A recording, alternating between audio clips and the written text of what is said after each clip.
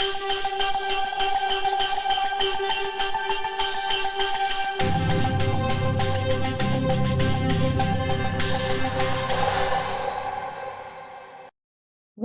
everyone, my name is Tatiana and this is my video series on OTF Studio thin film software. OTF Studio is a very powerful, smart and extremely fast tool for multi-layer design, thin film characterization, reverse engineering and monitoring of optical coatings.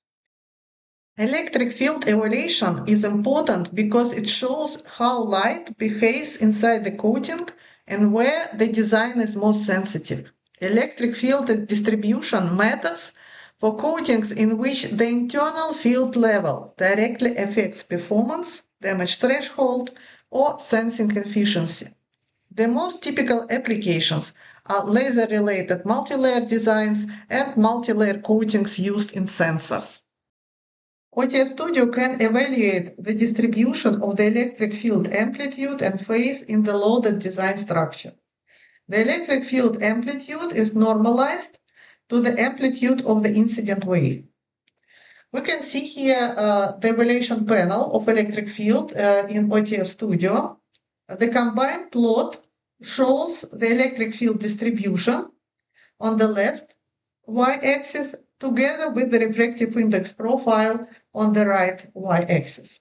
These are default settings. On the right, we can see the sliding panel, again with default settings. The main parameter is lambda, wavelength, and spectral range from 300 to 1500. We can easily change lambda using slider, using arrows on the keyboard, or using simply spin boxes on the top. We can also change incident angle using spin box, for example, or we can simply enter the new incident angle. This is the default view of the electric field evaluation panel. If we would like to configure more, click More tab, configuration panel opens, and here we can extend, for example, the wavelength spectral range. So the lambda parameter will be changed in a broader spectral range. Or we can adjust spectral range. Then we can switch to angular mode instead of the spectral mode. And the main parameter will be incident angle. And here on the slider, we can change the incident angle using arrows or using a slider or using plus minus signs. And also we can, of course, enter the angular value in the theta box. We can change polarization state, SP or both polarizations. Here we can see at 12 degrees, but if I increase the angle, the difference is larger. What else? It can be, instead of electric field amplitude, it can be phase, commit. Instead of the amplitude, we can see the phase here.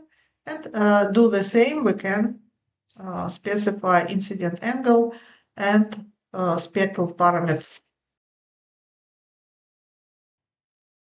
This is one example, a quarter wave mirror. At 1030, I switched to quarter wave optical thicknesses, and the mirror contains layers of hafnia and silica, 35 layers. If the interactive analysis tool Variator is active, we can change layer thicknesses manually here, and immediately we see the effect on the electric field evaluation. We can see the behavior, for example, of electric field maxima, how they are shifting, and the dependence of electric field on the coating coordinate. Everything is recalculated dynamically. Also, we can change refractive indexes of materials and monitor the behavior of the electric field distribution.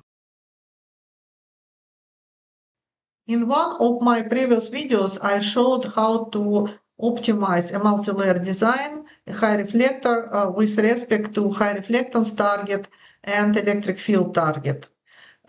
This is an optimized design.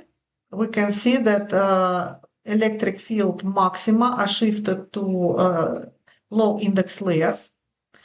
And in many situations, it's useful to compare electric field distributions for two different designs or three different designs. Freeze, add, and we click simply another design. And we can see one electric field of one design is shown by the solid curve, and the dashed line shows electric field of the reference design.